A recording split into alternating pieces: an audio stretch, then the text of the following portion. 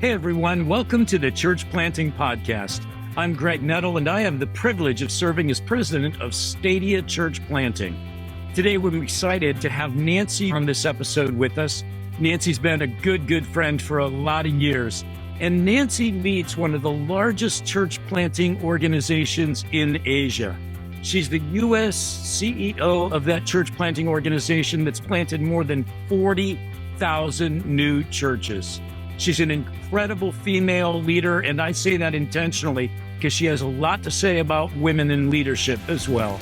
Nanci, welcome to this episode. Oh, thanks, Greg. I'm just thrilled to be here. Now, you and I have become friends over the last several years. We've traveled to Asia together with teams to work in church planting. But most recently, you've agreed, I'm really excited about this, to become part of the Stadia Advisory Board. Yes, I'm honored to be asked and really glad that you're giving a voice to a more diverse group of people. And I am one of those diverse people in being female. Yeah, well, in the worldwide, right? Yes. It's seriously that you bring to it as well, which is so important to Stadia. And Nanci and I are going to be headed along with 8 others. We're going to be landing soon to head to Nepal. We're going to be trekking to Everest Base Camp with the goal of raising more than $500,000 for church planting. How you feeling about that, Nanci? I'm super excited. I really am thrilled. I'm a little bit scared to death because it is a huge challenge and I am the oldest person on the team.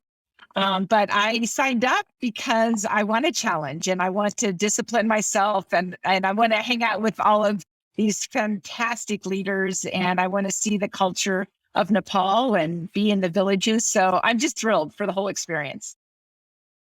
Yeah, and we're going to meet with some wonderful brothers and sisters of Christ while we're in Nepal as well, which will be But that's one of the reasons I love hanging out with you is just this idea that, okay, yeah, when you say you're the oldest person on the climb, just barely, let me say that. And we'll be right there together.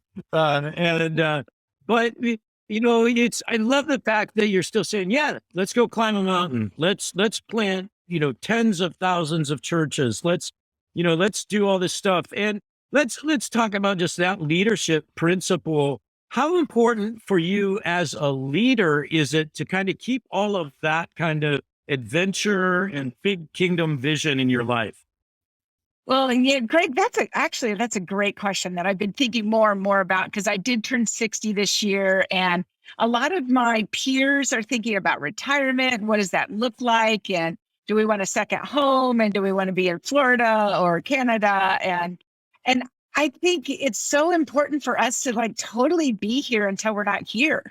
Like God has us here on earth for a reason.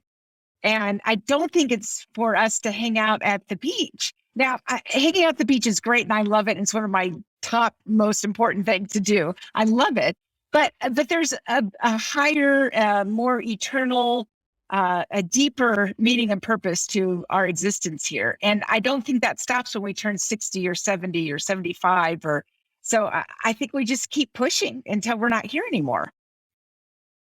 Okay, so this wasn't the topic of the podcast, but I'm going to go here because I know we have a lot of listeners who are, because I was having a similar conversation with my good friend Jimmy Mayato out at Compassion Internationally recently, who's the same age as I am. I'm 59. I'll turn 60 this summer. And I was saying, Jimmy, so what's your number? How long are you thinking going? He said, Greg, I think I'm coming into my best decade of leadership. And he said, so as long as the board will have me, and I've said the same thing to the Stadia board, I really feel like that. So let's talk just a little bit about that as we get a little bit older, head 60, heading into that next decade, when a lot of people are thinking about going, man, I think I want to go play golf or whatever. And hey, God bless you. I'm going to go play golf. That's all good. But I'm seeing more and more leaders now talking about how are you keeping yourself sharp and in good leadership style to keep leading an organization of the size that you're part of? Yeah, that's a great question. I think it is a mindset.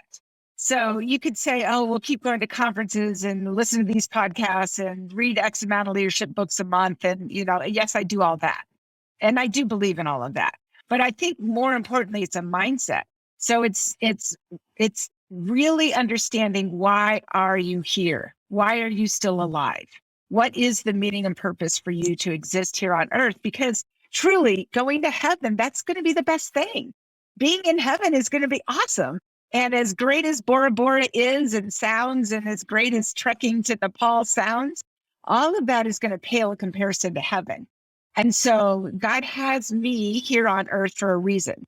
And he's going to have me here on earth until the very last day that he has me here.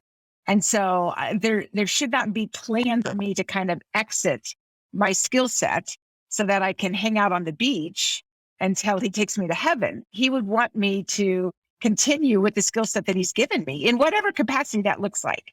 So that doesn't mean that you need to continue leading a large organization. Well, let's talk about that. So, Nanci, what is your skill set? I mean, in a nutshell, if you had to say, what's Nanci's skill set?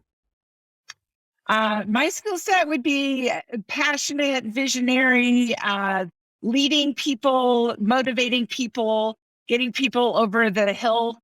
That would be my primary skill set. And I have a passion for a particular area of the world. And I have a knowledge set about a people group that I believe very strongly about. But primarily, I would say I'm the motivational leader. Okay, so I would affirm all that. And I've been around you a good bit, and I'm happy to follow you wherever you lead me. Okay, but let's talk about this. Let me go into another area. You're a female leader in a very male-dominated world when it comes to, a lot of times, in Christian organizations and so forth. Speak to that just a little bit about how you've navigated that, how you continue to kind of thrive actually in that, and keep moving forward. Yeah. I think the way I have navigated it, unfortunately, probably is more in a defensive way. It hasn't been like me looking forward and going, oh, I think as a female leader, this would be a good place for me to position myself. God has positioned me where he's positioned me in all the different roles that I've had. And then, I would show up and I'd be the only female in the room. And so at that point, then you just decide, why am I here? Obviously, there's a reason and a purpose for that. I've got a voice, I've got a particular perspective, and I need to have that voice be heard. And so what's the best way to go about doing that? And I think I would say many females in America in conservative Christian circles are navigating that in a way where they just find themselves in the room, and God has called them to a particular position, and again, gifted them with a skill set that they need to express. And we're either accountable to him or we're accountable to man. So I've always tried to be accountable to God. Okay, so talk about God positioning you in the room. Okay, so how much do you need as a female in today's world? How much do you need to, there's position by God, right? And how much do you need to push? I mean, or do you have to push it all? And that is, if we had an hour and a half or 2.5 days, I would love to discuss this, because I have a theory that has been working in my mind, in my experience over the past few decades, of females' behavioral response to male leadership. And in a very primal way, in a very basic way, I kind of categorize it into 2 different categories. You either have the female that kind of goes into the maybe a little bit of flirtatious female behavior, soft-spoken, trying to woo her way into having influence over the male leadership. Or you have the really hardcore, kind of demanding, this is the way it is, this is my way, as they influence a male. And I see both actually work. I wouldn't necessarily say one is better than the other, and I don't think that we need to have either one or the other. But I think females have responded to the male leadership in that way, and that they have developed their behavior because they've gotten what they wanted in that response, in their behavior, if that makes sense. It does, but I watched you in leadership in rooms now, and I wouldn't look at you in either of those Well, categories. and maybe So, that's because I have looked at these two different ways of behaving and decided I don't want either one of those ways. I want to be more authentic. I want to be who I am. I don't want to demand and argue. And I don't want to use my female wiles to try and get my way. And whatever female wiles means, I don't want to trigger anybody. But I just want to be myself. And I just want to be who God has created me to be. And I would like to take, if possible, the sexualization of females out of that whole category and let us just be humans and come to the table as humans and treat each other as humans.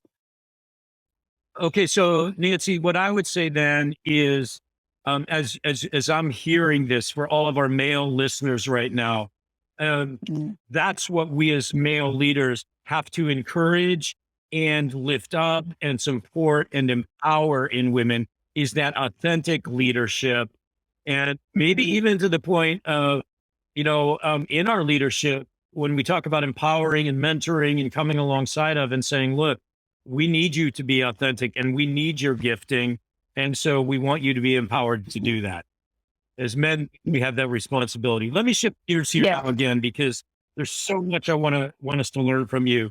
So you lead, we can't even talk, we've talked about authenticity. The area in the world where we're involved in planting churches together, we can't use the name of the organization. I can't use your last name. And we can't even say the name of the country because it's too risky for our church planters. Okay. But we're over in Asia together. And Nanci, how many churches since you've been involved, since your organization's been up and running, have been planted in Asia by this organization? So far, we have planted over 40,000 churches, and we have trained over 10,000 pastors in about 20 years. Just small numbers, right? 23 years, 20,000 new churches starting. Yeah. Yes. And you have a big vision. How many more, like over the next 10 years? I don't know. What are the numbers you guys are using? Oh, we want to see 60,000 more churches planted over the next 10 years for sure. Absolutely. Okay. All right. And so that sounds so pie in the sky, but we're partnering with you. I love the work you're doing, and I've seen it firsthand. And I've met, I think when I was there, we were talking with, I had the privilege of talking with about 100 pastors, about 50 of them men and about 50 women, something like that. And I felt so humbled being on the platform talking with them because I wanted to just sit with them and learn from them. And so let's talk about that. The church planters, I mean, just really some unprecedented church growth in this part of the world or anywhere in the world. Give us some things. What do you attribute that to? I'm going to say something that's going to make you laugh, but it's in all honesty, the truth. They read the Bible and they believe it. They read the book of Acts and they think it's true. And so then they go out and they just do that. They do what they see Jesus and his disciples did, and they expect the same life. So if you look at the book of Acts, there's a lot of persecution that happens there. It's not all flowers and roses. And so they're committed. They take a commitment onto death when they graduate from our training centers, and they believe it. I was just there, and I met with one of our pastors who's been with us for years, and he was just beaten. He was just beaten. He was kind of kidnapped after one of our pastor meetings, and he was beaten, bones broken, left for dead in a gully. And miraculously, he was found, taken to the hospital. He's healing. His body is healing. His leg is still a little bit hurting. And you can tell the trauma is still a part of his being right now, because this is the third time he's been beaten for planting churches, third time in his career. And one of our team members asked, is this causing you to question what you're doing? Have you let up? Are you scared to go out now? And he just clearly said, there's no turning back. There's no turning back. He believes that it's an honor to have been found worthy to have been persecuted for the gospel. It's an honor. Okay, so I want to come back to something you said. You said when these newly trained church planters, church starters are getting ready to head out, they make a commitment unto death. Talk Yes. about what's that commitment? So there's it's a long page of commitments that they make, but it is a commitment to take the gospel even unto death, because they know that they're going to go into areas where there is legitimate persecution to the gospel, to them as strangers. And they say, we don't care. We're ready to go and take the gospel wherever God is calling us. Because if God is calling us and we die, it is an honor to die in his name. If God is calling us and we don't die, it's because he's protecting us. So either way, they're willing to do whatever God is calling them to do because they know his voice. So I love that. And I actually think that's at the heart of church planting and church planters, be it in Asia or the United States, even, because I think about, our early days of church planting and just all the church planters I talk to. And I think we all feel that way. But Nanci, what sustains them? Talk a little bit about that, because we start going through hard times as church planters, or they, in your case, they literally physically get beaten. What sustains them? How do you handle that when something like that happens? Yeah, and I don't want to minimize the pain of that, because clearly this pastor he was in physical pain and he was in emotional. He'd been traumatized. And so it's a real cost. It's not like it just, they can gloss over it and the grace and mercy of God makes them just soar through it. It's a true cost of sacrificial cost. We met this other guy. He does 4 church services a Sunday. And I know that a lot of your church planners might go, oh yeah, I'm doing that too. But it's not that he preaches a sermon, drives in the car, preaches another sermon, drives in the car, preaches another sermon.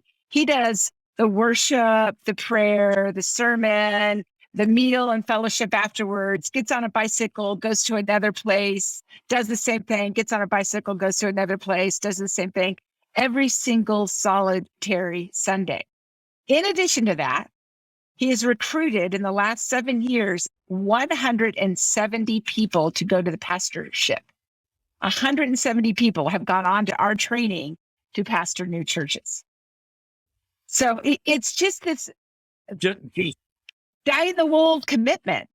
It's a strong commitment. Here's the thing, Greg. I think church planners get it here in the United States, totally in Asia where we're working. They make a commitment to die to themselves. It's not a halfway, close your eyes, nobody's looking, raise your hand. Okay, Jesus is your savior. It is a full-on commitment. I'm raising my hand in front of a whole crowd. I'm going into a territory where they could kill me.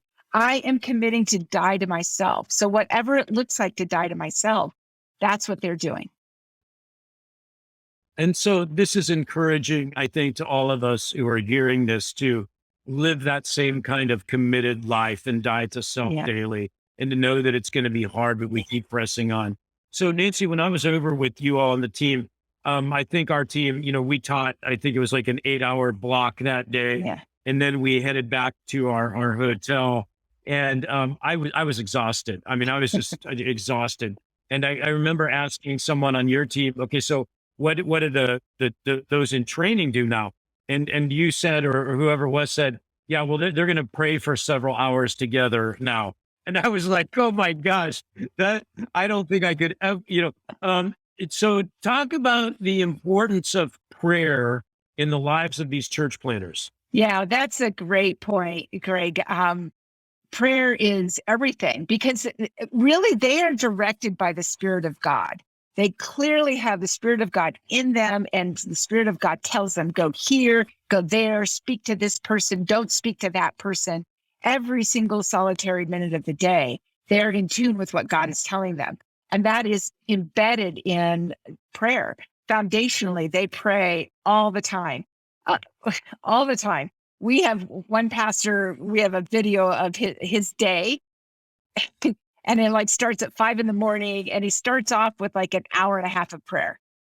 And then he goes about his day, which is like fellowshipping with his congregation, training other pastors, teaching at a school of pastors, meeting with his other congregations, meeting with his family. And then he ends with more prayer. And it's not like 15 minutes of quiet time. It is like solid war. They're in the war room when they go in to pray. And they are praying nonstop for hours every single day.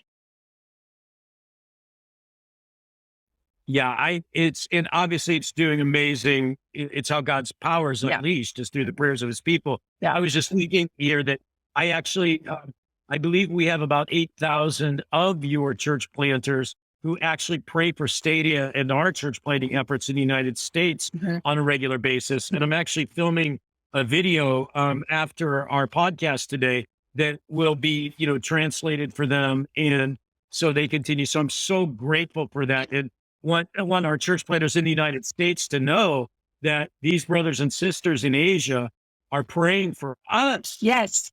as well. And as we for them, which is just incredible, right? So Nanci, let's talk about, so you talked about they believe the Bible, they read the Bible and they believe it. There's this multiplication effect. The reason that 25,000 churches have been planted 40. Is this, talk about 40,000. Okay. Talk about 40,000. How are they multiplied? How does that happen? Yeah. So embedded in everybody is multiplication. So if you're a new believer, then you multiply to new believers. If you're a leader, you multiply to other leaders. If you are a pastor, you multiply to other pastors. If you're a church, you multiply to other churches. So if you just do the numbers and, we want to reach 100,000 churches by 2030, well, we have 40,000 right now. If those 40,000 just double, we've got 80,000 without doing anything else. But we're going to continue to train up pastors because that's what we believe. The workers are few. The workers are few. So we need to focus on those workers. We continue to train up those workers. And as those workers go out, they will continue to multiply because if they read through the book of Acts on a regular basis, continually reading through the book of Acts, as well as other scriptures, but they focus on that book of Acts, and because that's their strategy. Their marching orders are what Jesus said when he ascended. And so they're going to go after it just like the disciples did. And you look at that, that's all about multiplication. So I've been reading through the book of Philippians this year over and over again, trying to commit parts of it to memory. And I'm thinking, just challenged me because as a church planter, I think the challenge to reread the book of Acts over and over is amazing. Sounds so simple, but my gosh, if there's any book we should be in, right? That's our strategy. But you said, so we've got 40,000 churches now, and if we just double those, it's 80,000. But the reality is, in the United States now, and we've made great progress in this. I mean, less than 10% of the churches in the United States ever multiply. And here you're using numbers like 100% are expected to multiply. Of course. So how do you build? I mean, yeah, but is it just, you just talk about it? Is it just, how do you embed that? Yeah, it's embedded in the DNA from the minute you accept Jesus. From the minute you accept Jesus, you understand that why are you here on earth? What is the meaning and purpose of your life? Why is it that you exist and are not already in heaven, just like we were talking about in the beginning? And so for that reason, we're going to continue to multiply. We're going to go out in the day and we're going to look at every opportunity as this is my opportunity to glorify God. And so when a young church is starting, they start with the understanding that once they have a minimum of like 12 baptized believers, they're going to start thinking about multiplying. So who among these 12 baptized believers can go out and start another church? And so that's why we have this one man I just met, and he has sent 170 other pastors to be trained because immediately he was thinking about multiplication. This is the reason that I exist, is to recruit more people to go out and be pastors. I believe here in the United States, sometimes we make it a little bit too easy to come into the kingdom, when really what Christ is calling us to is to die. And I know that's that's a hard branding. Come to our Easter service and die. Yeah. But that's really what we're called to. And that's what they understand from the very beginning. They understand they are committing the rest of their life to a movement that means that they have to die to themselves.